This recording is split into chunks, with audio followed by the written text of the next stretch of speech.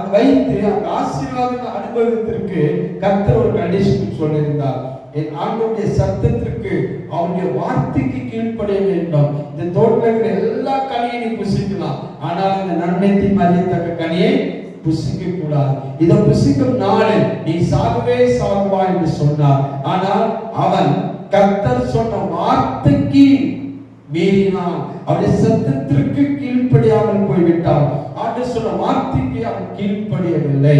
கீழ்ப்படியாமல் போனதால் தான் அவன் ஒரு பெரிய ஆசீர்வாதத்தை இழந்து போனான். ஒரு பெரிய ஆசீர்வாதத்துடைய அந்த வாய்க்காலில் அவன் இழந்து போனான். இன்னைக்கு நம்முடைய வாழ்க்கையில பொருளாதார ஆசீர்வாதம் வர வேண்டும் என்று சொன்னால் தேவன் உங்களிடத்தில் என்னிடத்திலிருந்து ஒரு கீழ்ப்படிதலை எதிர்பார்க்கிறார். நாம் கர்த்தருடைய சத்தத்திற்கு கீழ்ப்படிய வேண்டும். அவருடைய சத்தத்திற்கு சொன்னால் அவருடைய வார்த்தைக்கு கீழ்ப்படியணும். அவருடைய வார்த்தைக்கு ஆதாம் ஏன் அந்த ஆசீர்வாதத்தை இழந்தான், ஏன் அந்த ஏதேன் தோட்டத்தை இழந்தான்னா கர்த்தருடைய வார்த்தைக்கு அவன் கீழ்ப்படியவில்லை. இன்னைக்கு நீங்க கர்த்தருடைய வார்த்தைக்கு கீழ்ப்படிய வேண்டும். அதுதான் பிரதானமா தேவன் விரும்புகிறார்.